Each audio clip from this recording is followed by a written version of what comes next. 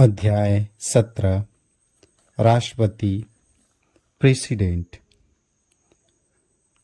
संविधान के भाग 5 के अनुच्छेद 52 से 78 तक में संघ की कार्यपालिका का वर्णन है।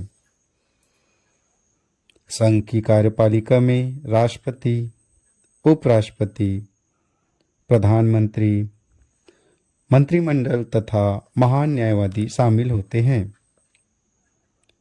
राष्ट्रपति भारत का राज्य प्रमुख होता है। वह भारत का प्रथम नागरिक है और राष्ट्र की एकता, अखंडता एवं सुदृढ़ता का प्रतीक है। राष्ट्रपति का निर्वाचन अनुच्छेद 54। राष्ट्रपति का निर्वाचन जनता प्रत्यक्ष रूप से नहीं करती, बल्कि एक निर्वाचक मंडल के सदस्यों द्वारा उसका निर्वाचन किया जाता है। इनमें निम्न लोग शामिल होते हैं। पहला, संसद के दोनों सदनों के निर्वाचित सदस्य। दूसरा, राज्य विधानसभा के निर्वाचित सदस्य। तथा तीसरा, केंद्र शासित प्रदेशों दिल्ली व पुडुचेरी विधानसभाओं के निर्वाचित सदस्य। इस प्रकार संसद के दोनों सदनों के मनोनीत सदस्य, राज्य विधानसभाओं के मनोनीत सदस्य, राज्य विधान परिषदों द्विसदनी विधायिका के मामले में के सदस्य निर्वाचित व मनोनीत, और दिल्ली तथा पुदुचेरी विधानसभा के मनोनीत सदस्य राष्ट्रपति के निर्वाचन में भाग नहीं लेते हैं। जब कोई सभा विघटित हो गई हो तो उसके सदस्य राष्ट्रपति के निर्वाचन में मतदान नहीं कर सकते। उस स्थिति में भी जबकि विघटित सभा का चुनाव राष्ट्रपति के निर्वाचन से पूर्व न हुआ हो। संविधान में यह प्रावधान है कि राष्ट्रपति के निर्वाचन में विभिन्न राज्यों का प्रतिनिधित्व समान रूप से हो। साथ ही राज्यों तथा संघ के मध्य भी समानता हो। इसे प्राप्त करने के लिए राज्य विधानसभाओं तथा संसद के प्रत्येक सदस्य के मतों की संख्या निम्न प्रकार निर्धारित होती है। पहला, प्रत्येक विधानसभा के निर्वाचित सदस्य के मतों की संख्या उस राज्य की जनसंख्या को उस राज्य की विधानसभा के निर्वाचित सदस्यों तथा 1000 के गुणनफल से प्राप्त संख्या द्वारा भाग देने पर होती है। एक विधायक के मत का मूल्य राज्य की कुल जनसंख्या बटा राज्य विधानसभा के निर्वाचित कुल सदस्य गुना 1/100, 1/1000। दूसरा, संसद के प्रत्येक सदन में निर्वाचित सदस्यों के मतों की संख्या सभी राज्यों के विधायकों के मतों के मूल्य को संसद के कुल सदस्यों की संख्या से भाग देने पर प्राप्त होती है। एक संसद सदस्य के मतों के मूल्य बराबर सभी राज्यों के विधायकों के मतों का मूल्य बटा संसद के निर्वाचित सदस्यों की कुल सदस्य संख्या। राष्ट्रपति का चुनाव आनुपातिक प्रतिनिधित्व के अनुसार एकल संक्रमणीय मत और गुप्त मतदान द्वारा होता है। किसी उम्मीदवार को राष्ट्रपति के चुनाव में निर्वाचित होने के लिए मतों का एक निश्चित भाग प्राप्त करना आवश्यक है। मतों के यह निश्चित भाग कुल वैध मतों की निर्वाचित होने वाले कुल उम्मीदवारों की संख्या में एक जोड़कर प्राप्त संख्या द्वारा भाग देने पर भागफल में एक जोड़कर प्राप्त होता है। निश्चित मतों का भाग बराबर कुल वैध मत बटा 1/1 बराबर 2/1। निर्वाचक मंडल के प्रत्येक सदस्य को केवल एक मत पत्र दिया जाता है। मतदाता को मतदान करते समय उम्मीदवारों के नाम के आगे अपनी वरीयता 1, 2, 3, 4 आदि अंकित करनी होती है। इस प्रकार मतदाता उम्मीदवारों की उनकी वरीयता आदि दे सकता है जितने उम्मीदवार होते हैं। प्रथम चरण में प्रथम वरीयता के मतों की गणना होती है। यदि उम्मीदवार निर्धारित मत प्राप्त कर लेता है तो वह निर्वाचित घोषित हो जाता है अन्यतः मतों के स्थानांतरण की प्रक्रिया अपनाई जाती है। प्रथम वरीयता के न्यूनतम मत प्राप्त करने वाले उम्मीदवार के मतों को रद्द कर दिया जाता है तथा इसके द्वितीय वरीयता के मत अन्य उम्मीदवारों के प्रथम वरीयता के मतों में स्थानांतरित कर दिए जाते हैं।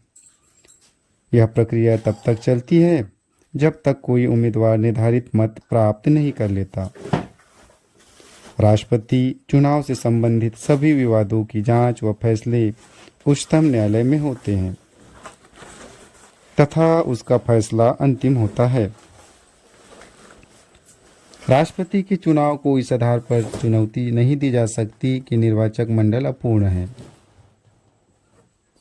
निर्वाचक मंडल के किसी सदस्य का पद रिक्त होने पर यदि उच्चतम न्यायालय द्वारा किसी व्यक्ति की राष्ट्रपति के रूप में नियुक्ति को अवैध घोषित किया जाता है तो उच्चतम न्यायालय की घोषणा से पूर्व उसके द्वारा किए गए कार्य अवैध नहीं माने जाएंगे तथा प्रभावी बने रहेंगे। अहर्ताएं, शपथ एवं शर्तें। राष्ट्रपति के पद हेतु अहर्ताएं। राष्ट्रपति पद के चुनाव के लिए व्यक्ति की निम्न अहर्ताओं को पूर्ण करना आवश्यक है। पहला, वह भारत का नागरिक हो। दूसरा, वह 35 वर्ष की आयु पूर्ण कर चुका हो। तीसरा, वह लोकसभा का सदस्य निर्वाचित होने के लिए अहर्ती है। चौथा, वह संघ सरकार में अथवा किसी राज्य सरकार में अथवा किसी स्थानीय प्राधिकरण में अथवा किसी सार्वजनिक प्राधिकरण में लाभ के पद पर न हो। एक वर्तमान राष्ट्रपति अथवा उपराष्ट्रपति किसी राज्य का राज्यपाल और संघ अथवा राज्य का मंत्री किसी लाभ के पद पर नहीं माना जाता। इस प्रकार वह राष्ट्रपति पद के लिए अहर्क उम्मीदवार होता है। इसके अतिरिक्त राष्ट्रपति के चुनाव के लिए नामांकन के लिए उम्मीदवार के कम से कम 50 प्रस्तावक व 50 अनुमोदक होने चाहिए। प्रत्येक उम्मीदवार भारतीय रिजर्व बैंक में 15,000 रुपये जमानत राशि के रूप में जमा करेगा। यदि उम्मीदवार कुल डाले गए मतों का 1/6 भाग प्राप्त करने में असमर्थ रहता है तो यह राशि जब्त हो जाती है।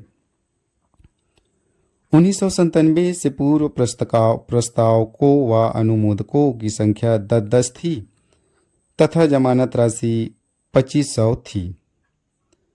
1997 में इसे बढ़ा दिया गया ताकि उन उम्मीदवारों को हतोत्साहित किया जा सके जो गंभीरता से चुनाव नहीं लड़ते हैं।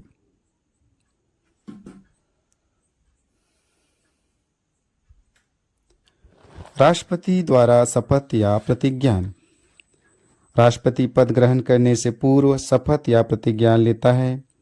अपनी शपथ में राष्ट्रपति शपथ लेता है, मैं पहला, श्रद्धापूर्वक राष्ट्रपति पद का कार्यपालन करूंगा। दूसरा, संविधान और विधि का परिरक्षण, संरक्षण और प्रतिरक्षण करूंगा। और तीसरा, भारत की जनता की सेवा और कल्याण में निरत रहूंगा। उच्चतम न्यायालय के मुख्य न्यायाधीश और उसकी अनुपस्थिति में वरिष्ठतम न्यायाधीश द्वारा राष्ट्रपति को पद की शपथ दिलाई जाती है। अन्य किसी भी व्यक्ति को जो राष्ट्रपति के रूप में कार्य करता है अथवा राष्ट्रपति के कर्तव्यों का निर्वाह करता है, इसी प्रकार शपथ लेनी होती है। राष्ट्रपति के पद के लिए शर्तें। संविधान द्वारा राष्ट्रपति के पद के लिए निम्नलिखित शर्तें निर्धारित की गई है। पहला, वह संसद के किसी भी सदन अथवा राज्य विधायिका का सदस्य नहीं होना चाहिए। यदि कोई ऐसा व्यक्ति राष्ट्रपति निर्वाचित होता है तो उसे पद ग्रहण करने से पूर्व उस सदन से त्याग पत्र देना होगा। दूसरा, वह कोई अन्य लाभ का पद धारण नहीं करेगा। तीसरा, उसे बिना कोई किराया चुकाए आधिकारिक निवास राष्ट्रपति भवन आवंटित होगा। चौथा, उसे संसद द्वारा निर्धारित उपलब्धियों, भत्ते व विशेषाधिकार प्राप्त होंगे।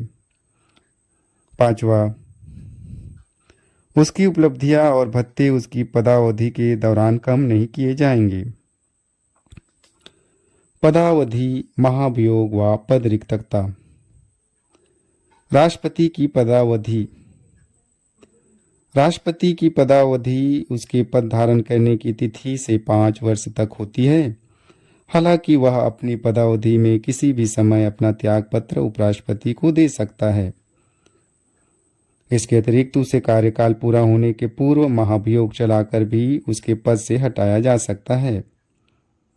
जब तक उसका उत्तराधिकारी पद ग्रहण न कर ले, राष्ट्रपति अपने 5 वर्ष के कार्यकाल के उपरांत भी पद पर बना रह सकता है। वह इस पद पर पुनः निर्वाचित हो सकता है।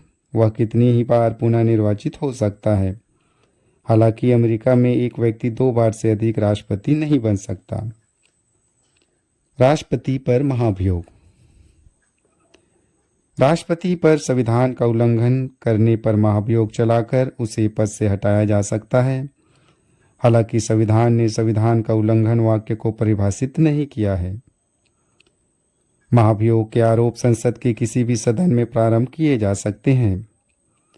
इन आरोपों पर संसद के 1/4 सदस्यों, जिस सदन ने आरोप लगाए हैं, के हस्ताक्षर होने चाहिए और राष्ट्रपति को 14 दिन का नोटिस देना चाहिए। महाभियोग का प्रस्ताव 2/3 बहुमत से पारित होने के पश्चात यह दूसरे सदन में भेजा जाता है, जिसे इन आरोपों की जांच करनी चाहिए। राष्ट्रपति को इसमें उपस्थित होने तथा अपना प्रतिनिधित्व कराने का अधिकार होगा। यदि दूसरा सदन इन आरोपों को सही पाता है और महाभियोग प्रस्ताव को 2/3 बहुमत से पारित करता है, तो राष्ट्रपति को प्रस्ताव पारित होने की तिथि से उसके पद से हटना होगा। इस प्रकार महाभियोग संसद की एक अर्ध न्यायिक प्रक्रिया है। इस संदर्भ में 2 बातें ध्यान देने योग्य है। संसद के दोनों सदनों के नामांकित सदस्य जिन्होंने राष्ट्रपति के चुनाव में भाग नहीं लिया था, इस महाभियोग में भाग ले सकते हैं। राज्य विधानसभाओं के निर्वाचित सदस्य तथा दिल्ली व पुदुचेरी केंद्र शासित राज्य विधानसभाओं के सदस्य इस महाभियोग प्रस्ताव में भाग नहीं लेते हैं, जिन्होंने राष्ट्रपति के चुनाव में भाग लिया था। अभी तक किसी भी राष्ट्रपति पर महाभियोग नहीं चलाया गया है। राष्ट्रपति के पद की रिक्तता। राष्ट्रपति का पद निम्न प्रकार से रिक्त हो सकता है। पहला, 5 वर्षीय कार्यकाल समाप्त होने पर। दूसरा, उसके त्यागपत्र देने पर। तीसरा, महाभियोग प्रक्रिया द्वारा उसे पद से हटाने पर। चौथा, उसकी मृत्यु पर। पांचवा, अन्यथा जैसे यदि वह पद ग्रहण करने के लिए अहर्क न हो अथवा निर्वाचन अवैध घोषित हो। यदि पद रिक्त होने का कारण उसके कार्यकाल का समाप्त होना हो, तो उस पद को भरने हेतु उसके कार्यकाल पूर्ण होने से पूर्व नया चुनाव कराना चाहिए। यदि नए राष्ट्रपति के चुनाव में किसी कारण कोई देरी हो, तो वर्तमान राष्ट्रपति अपने पद पर बना रहेगा 5 वर्ष उपरांत भी, जब तक कि उसका उत्तराधिकारी कार्यभार ग्रहण न कर ले। संविधान ने यह उपबंध राष्ट्रपति के न होने पर पद रिक्त होने से शासनांतरण से बचने के लिए किया है। इस स्थिति में उपराष्ट्रपति को यह अवसर नहीं मिलता है कि वह कार्यवाहक राष्ट्रपति की तरह कार्य करे और उसके कर्तव्यों का निर्वहन करे। यदि उसका पद उसकी मृत्यु, त्यागपत्र, निष्कासन अथवा अन्यथा किसी कारण से रिक्त होता है, तो नए राष्ट्रपति का चुनाव पद रिक्त होने की तिथि से 6 महीने के भीतर कराना चाहिए। नया निर्वाचित राष्ट्रपति पद ग्रहण करने से 5 वर्ष तक अपने पद पर बना रहेगा। यदि राष्ट्रपति का पद उसकी मृत्यु, त्यागपत्र, निष्कासन अथवा अन्य किन्हीं कारणों से रिक्त हो, तो उपराष्ट्रपति नए राष्ट्रपति के निर्वाचित होने तक कार्यवाहक राष्ट्रपति के रूप में कार्य करेगा। इसके अतिरिक्त यदि वर्तमान राष्ट्रपति अनुपस्थिति, बीमारी या अन्य कारणों से अपने पद पर कार्य करने में असमर्थ हो, तो उपराष्ट्रपति उसके पुनः पद ग्रहण करने पर कार्यवाहक राष्ट्रपति के रूप में कार्य करेगा। यदि उपराष्ट्रपति का पद रिक्त हो, तो भारत का मुख्य न्यायाधीश अथवा उसका भी पद रिक्त हो, तो उच्चतम न्यायालय का वरिष्ठतम न्यायाधीश कार्यवाहक राष्ट्रपति के रूप में कार्य करेगा तथा उसके कर्तव्यों का निर्वहन करेगा।